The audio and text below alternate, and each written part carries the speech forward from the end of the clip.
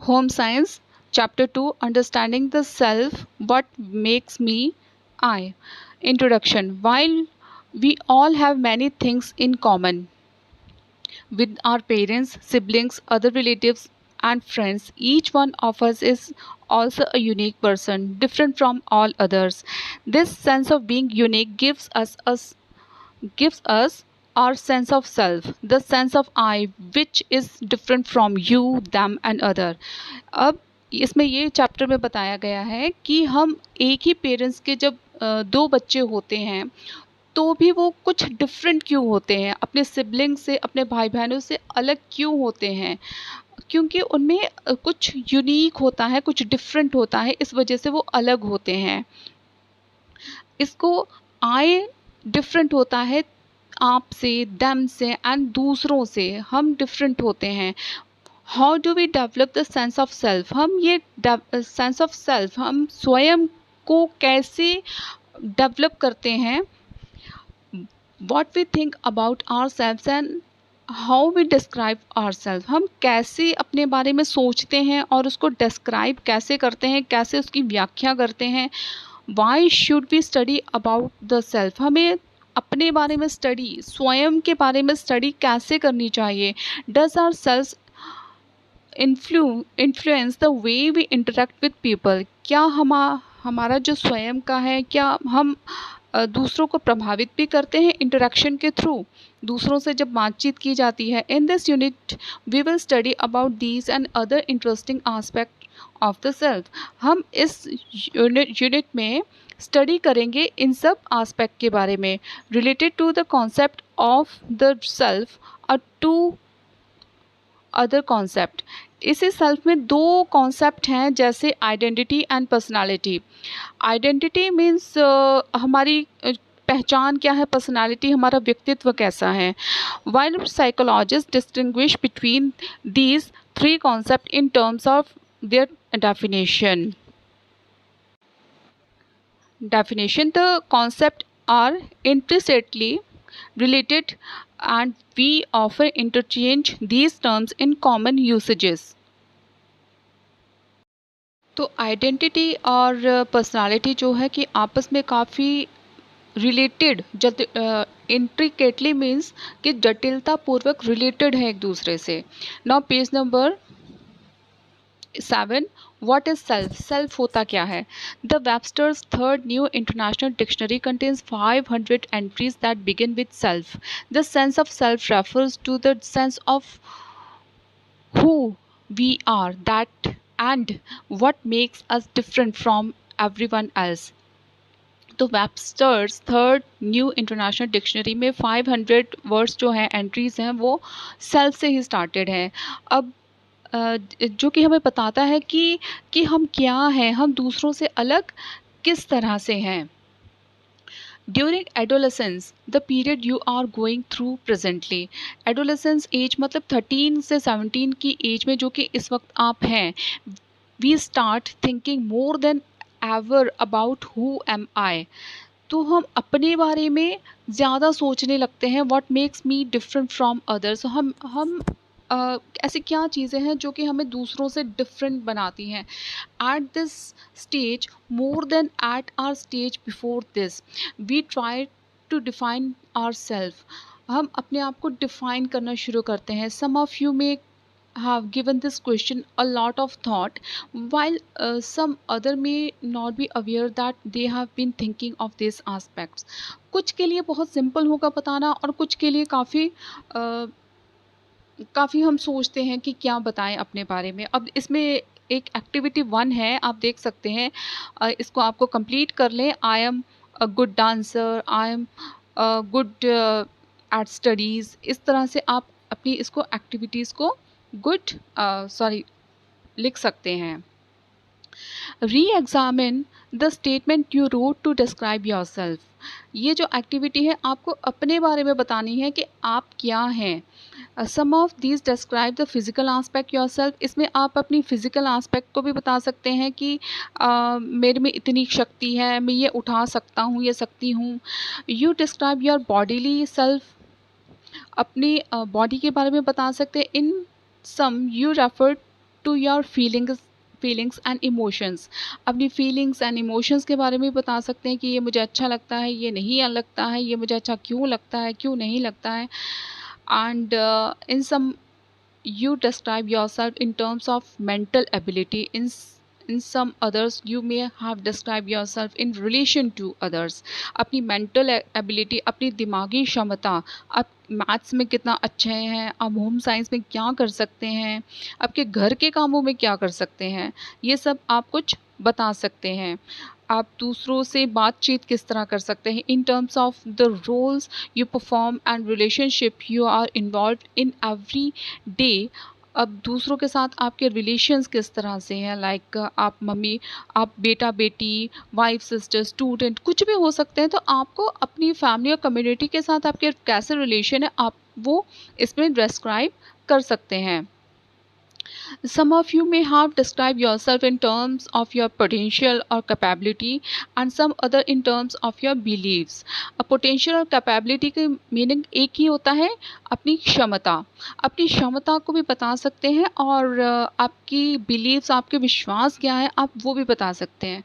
In some you describe yourself as a doer। doer means काम करने वाला, as a person performing actions and as an agent, while in other you describe yourself as a thinker। आप कुछ काम करते हैं तो कुछ एक्शन करते हैं, लाइक कपड़े धोने का ही काम कर रहे हैं तो वो भी एक एक्शन ही है, पढ़ाई करने का काम है। या फिर you are a good player, तो कुछ प्ले करते हैं, कुछ खेलते हैं, तो उसके बारे में भी बता सकते हैं।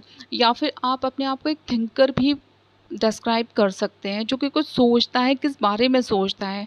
दस मीन्स इसलिए you can see that the self has several dimensions. बहुत सारे डायमेंशन, बहुत सारे प्रकार हैं एक सेल्फ के। Very broadly speaking we can think of this various dimension of the self as the personal and the social. हम बहुत तरीके से अपने आप को डिस्क्राइब कर सकते हैं, सोशल भी हो सकते हैं, वो पर्सनल भी हो सकते हैं। The self has those aspects which relate only to you, while the social self refers to those aspects where you are involved with others and includes aspects like sharing, cooperation, support and unity। देखो self जो अपने personal था वो तो हो गया कि आप अपने बारे में कैसा सोचते हैं, एंड सोशल रेफर, सोशल में ये हो जाता है कि आपकी शेयरिंग कैसे दूसरे लोगों के साथ, कोऑपरेशन कितना करते हैं, उनके साथ सहभागिता एंड सपोर्ट कितना करते हैं दूसरों की बातों को, और आप में एकता कितनी है। तो ये सब बातें सेल्फ में आती हैं। We can say that the term self refer to the totality of a person's experience, idea, thoughts, feelings with regard to herself, himself। The it is the characteristics way in which we define ourselves। The idea that we have hold of ourselves is the notion of the self। We can say कि ये जो है, जो हमारी self बनती है, हमारा जो स्वयं बनता है, वो एक्सपीरियंस, हमारे एक्सपीरियंस, आइडियाज़, हमारे थॉट, हमारी सोच या हमारी फीलिंग कैसी है वो हमें बनाता है। तो ये जो आइडिया होता है वो ही एक सेल्फ का नोशन, नोशन मीन्स विचार, एक आइडिया जो है हमारा ही विचार होता है। यू मस्ट हैव हर्ड, आपने सुना होगा कि use the term self concept, self esteem with reference to your self with others. Self esteem मतलब कि अपनी जो स्वयं की आत्मसम्मान है या आत्मविचार है वो भी आपको दूसरों से अलग बनाता है। और जो कि what do you mean when you use than, आप जब आपको सोचते हैं फिर उसका मतलब क्या होता है। अब आपको एक और नीचे एक्टिविटी है, उसको आपको दिखाना है उसमें कि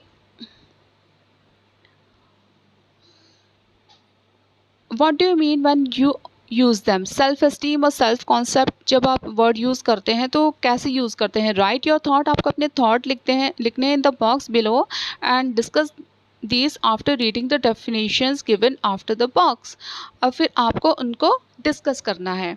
अब self concept and self esteem हम रीड करेंगे। Self concept and self esteem are element of identity. किसी के पहचान की आइडेंटिटी है, मतलब हम कैसे पहचानेंगे। Self concept is description of one self. Self concept होता है किसी एक का डिस्क्रिप्शन, उसके बारे में, उसके अंदर क्या क्या है। It answers the question of who am I, वो बताता है कि मैं क्या हूँ।